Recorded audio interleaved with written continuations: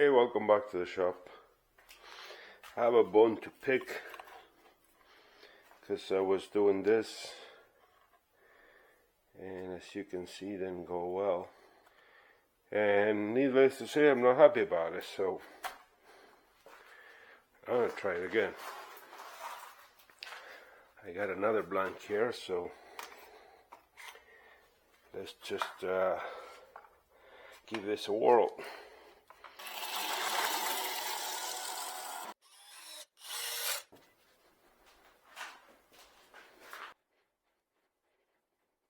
So we're gonna start with about 500 RPM, and I'm not gonna go through the whole thing, just the beginning of it, and then I'll bring you back when I'm closer.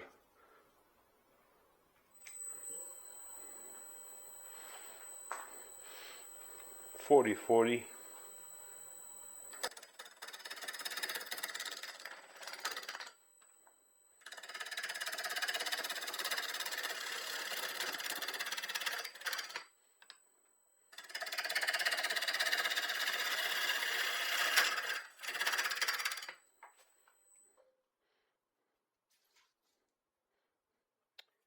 That's good enough for the bumpy part. I'll bring you back when I'm closer. Here I'm getting closer. I just didn't want to bore you with that part of it. There is nothing to be learned from it. But here I'm marking the center, which I usually do, just in case. You should get used to that. Then I'm marking for my tenon. Make a few quick cuts. I don't perfect the tenon now. I do it later, just before I turn it, because it's wet wood and it will get it around otherwise. And in this case, I'm trying to get this running through so I don't run into the same problem I did the last time. So here I'm making a couple, what do you call it, Stewart body passes. But when you're doing live edge, if you don't want to lose the bark, you gotta go right to almost the bark and stop there, and then approach it from the other side, as you will see here in a second. And when that happens, by the way, I can't see nothing, but I kind of got used to just follow my move, and it usually works out. I don't clear it. So here I'm going from the other side, kind of blend that in. I'm leaving this part at a more regular speed so you can see, but that's the outcome. Here's that part where I'm redefining the tenon, so I can flip it around, and I did check that it was running through. Here's that part, because I don't want any problems with this. Having said that, there is a bonus at the end of this video that you do not want to miss, because things can be deceiving, if I may say so. So here I'm clearing, like I should start from the edge, but I don't like having the bark, so I clear all that out. I don't go too deep, just enough to clear the bark, so I can start working on the edge. And this is kind of, I don't know, from this angle it looks like you can't see, but if I pay attention from my point of view, I can see a ghost image, and I have somewhat of a sense of what I'm putting in the gouge, but it is quite stressful, and you have to have nerves to do it. And once you commit, you have to go, and it's basically like a motion. You have to in your head have a motion and just do it. So here got past the bark part, which will be considered the safe area now. And again, seriously. If you don't want to watch the whole video, still fast forward towards the end, uh, because you will be surprised. But anyways, so I'm just holding the inside, and I keep moving the tool rest so I'm really close. I don't want any vibration because I'm using like a 1/2 inch. Usually when I do bigger bowls, I will use like 5/8 gouge. And I don't have calipers. I know people swear by them. I use my hands. I actually bought a pair not too long ago, and it looks great on the wall. I haven't used it yet, but that's me. I don't know. I'm quirky like a cat. So I'm just yakking now to entertain you while we hold this mesmerizing part. I do find this, when I watch it, when I'm editing, I do find it kind of like mesmerizing. It's like I'm trying to hypnotize myself to learn to become a better woodturner. But anyways, I'm almost there. And lately I got into the habit of finishing the bottom of a bowl. Like I have a couple bottom of the bowl gouges, but I've been using a 60-degree swept back, or the Ellsworth, which is what I'm using here.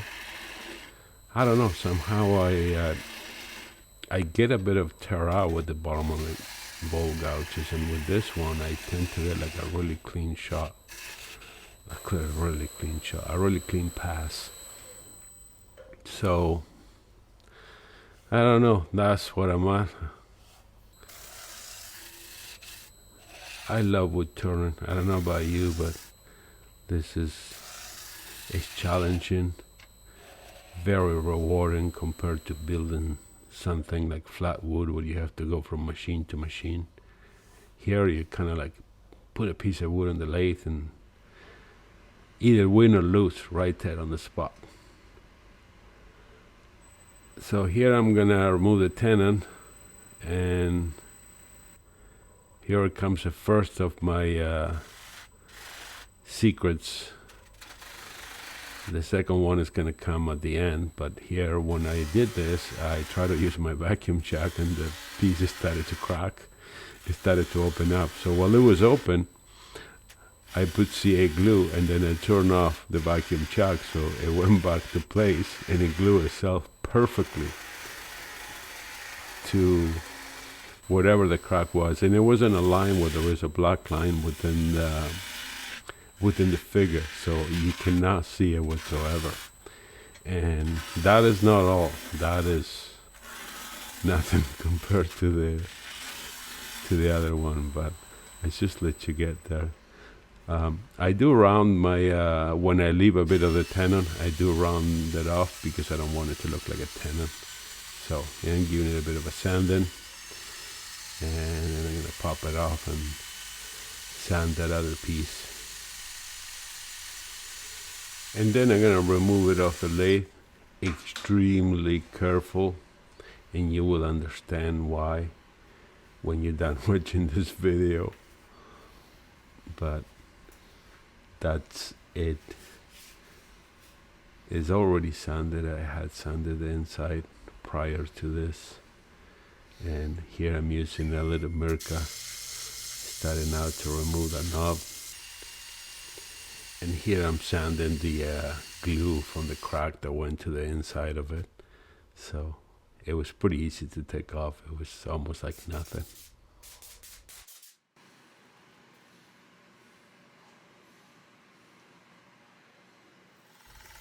And here it comes the bonus part. Because I pride myself on transparency, I have to tell you that the bark broke a lot.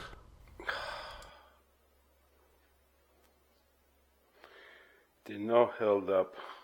Let's see if I can find it and glue it. So I found the piece. I see why it broke. It's really punky.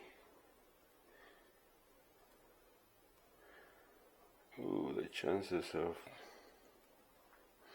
getting this right are...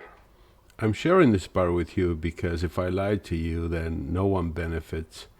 And that's not what my channel is about.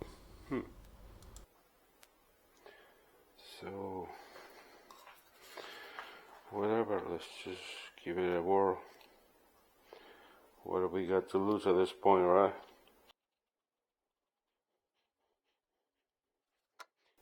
Now, let's see if I can line this up without gluing my fingers.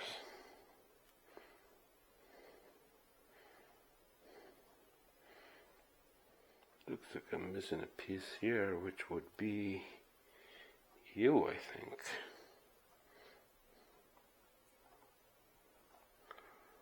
Oh, that was supposed to go first.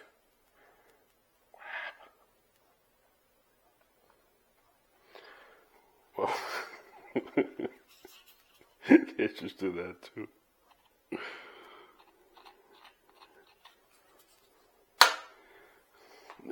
Don't let it go too far. Squeeze this piece in there. Come on.